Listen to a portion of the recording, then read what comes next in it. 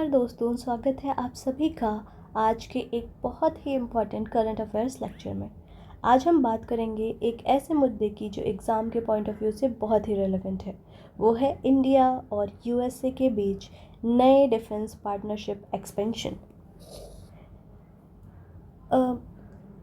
अभी देखो, ये जो पार्टनरशिप एक्सपेंशन की बात हो रही है ना, इसमें क्या है कि F-35 फाइटर जेट्स की खरीद, कोऑपरेशन डील्स, टेक्नोलॉजी शेयरिंग, काफ़ी कुछ चल रहा है। आज हम सब कुछ डिटेल में कवर करेंगे, बिल्कुल एग्ज़ाम ओरिएंटेड तरीके से। तो वीडियो को एंड तक ज़रूर देखिए और अगर आप नए हैं तो चैनल को सब्सक्राइब करना ना भूलें। तो हम सबसे पहले देखते हैं इंट्रोडक्शन, इंडिया यूएस का रिलेशनशिप कैसा है। तो देखो, डिफेंस कोऑपरेशन जो है वो कुछ टाइम से बढ़ रहा है। कई सालों से ये चीज़ें चल रही हैं, लेकिन 2005 के बाद ये पार्टनरशिप फास्ट ट्रैक पे आ गई है। 2016 में इंडिया को यूएसए ने मेजर डिफेंस पार्टनर का स्टेटस दिया था। इसका मतलब था कि इंडिया को यूएसए अपनी एडवांस मिलिट्री टेक्नोलॉजी दे सकता है और इसके बाद कई सारे बड़े बड़े डिफेंस एग्रीमेंट्स भी साइन किए गए इंडिया और यूएसए के बीच। अब 2025 में फिर एक नया स्टेप उठाया गया है, which is India US defence partnership expansion. ठीक है, तो इसका जो ऑब्जेक्टिव है, मुख्य उद्देश्य क्या क्या है? मिलिट्री मॉडर्नाइजेशन, अपनी मिलिट्री को मॉडर्नाइज करना, defence technology transfer, defence technology का ट्रांसफ़र करना और साथ ही साथ जॉइंट एक्सरसाइज करना। ठीक है, चलिए अब हम देखने वाले हैं कि 2025 में क्या नए अनाउंसमेंट हुए हैं। तो सबसे पहले बात करेंगे defence industrial cooperation road map की। तो ये रोड मैप, ये जो defence industrial cooperation road map है, ये साइन किया गया है। इसका मतलब इंडिया और यूएस से मिलकर डिफेंस प्रोडक्शन करेंगे।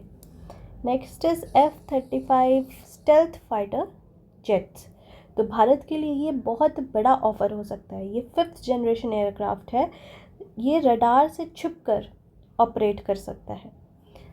और क्या है? को प्रोडक्शन एग्रीमेंट्स, यानी इंडिया के अंदर ही कुछ एडवांस्ड वेपन्स और डिफेंस सिस्टम मैन्युफैक्चर किए जाएंगे।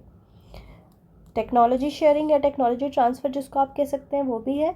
Missile system, drones, artificial intelligence, cyber security जैसे एरियाज़ में टेक्नोलॉजी शेयरिंग का भी प्लान है।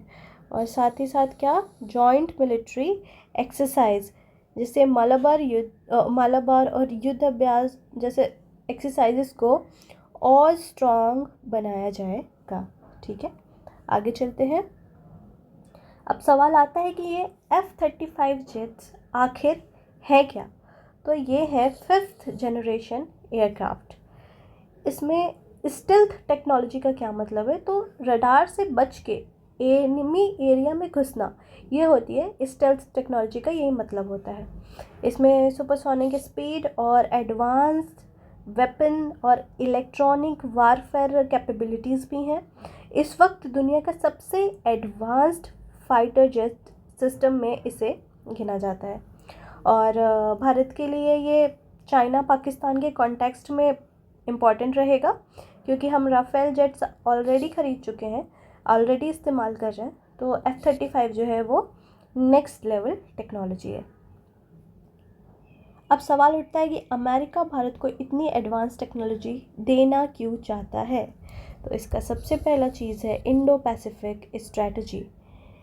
अमेरिका चाइना के इन्फ्लुएंस को कम करना चाहता है ये इंडो पैसिफिक रीजन में, और इंडिया उसमें एक नेचुरल पार्टनर है। Second thing is quad grouping या क्वाड अलायंस भी आप कह सकते हैं।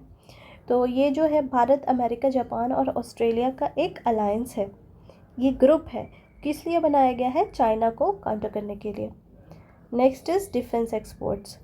अमेरिका अपने वेपन्स इंडिया जैसे बड़े मार्केट को बेचना चाहता है, इसलिए यूएस चाहता है कि भारत स्ट्रॉन्ग हो ताकि रीजनल बैलेंस बना रहे। अब देखते हैं भारत को इस डील से क्या फ़ायदा होगा। तो सबसे पहले तो होगा modernisation of Indian armed forces, यानी मिलिट्री मॉडर्नाइजेशन। तो इंडियन आर्म्ड फोर्सेस को कटिंग एज वेपन्स मिलेंगे। दूसरी चीज़ क्या होगी? सेल्फ रिलायंस आएगा डिफेंस में। को प्रोडक्शन से भारत में डिफेंस मैन्युफैक्चरिंग बढ़ेगा और साथ ही साथ आत्मनिर्भर भारत को भी सपोर्ट मिलेगा। Next is geopolitical strength. तो चाइना और पाकिस्तान के कॉन्टेक्स्ट में भारत की जो पोजीशन है वो और स्ट्रांग होगी। Employment and investment, defence manufacturing sector में नए जॉब्स और इन्वेस्टमेंट बढ़ेंगे, राइट।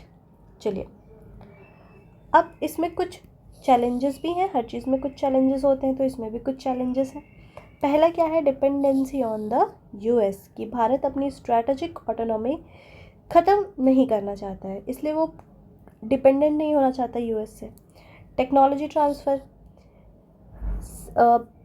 जो सेंसिटिव टेक्नोलॉजीज़ होती हैं वो हर बार यूएस से तो ईज़िली देगा नहीं।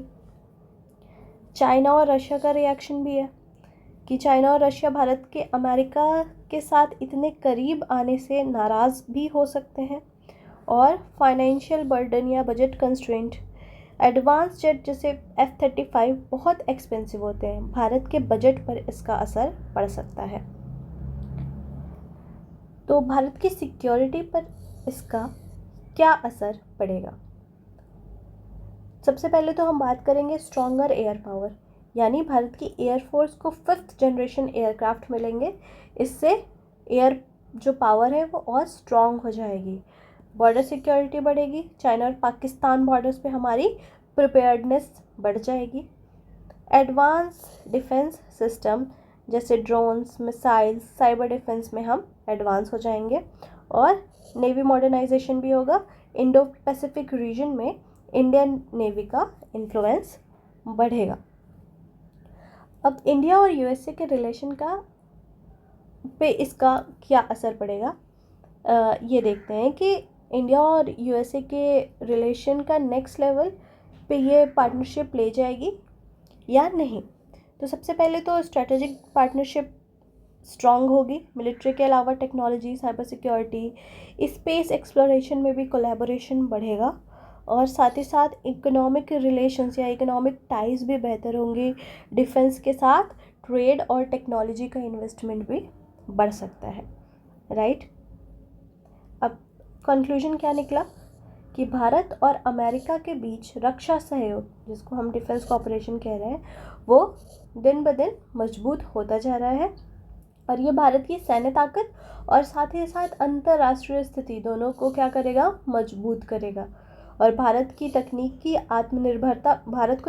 आत्मनिर्भरता पर भी ध्यान देना होगा, ताकि हम दीर्घकालिक मतलब लॉन्ग टर्म रक्षा रणनीति में स्वतंत्र रह सके।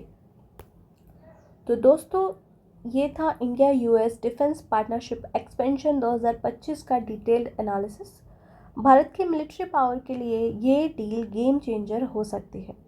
अगर वीडियो हेल्पफुल लगी तो लाइक ज़रूर करें, कमेंट करके बताएं कि आप कौन सा टॉपिक नेक्स्ट चाहते हैं, और चैनल को सब्सक्राइब करना ना भूलें। मिलते हैं अगले लेक्चर में। जय हिंद।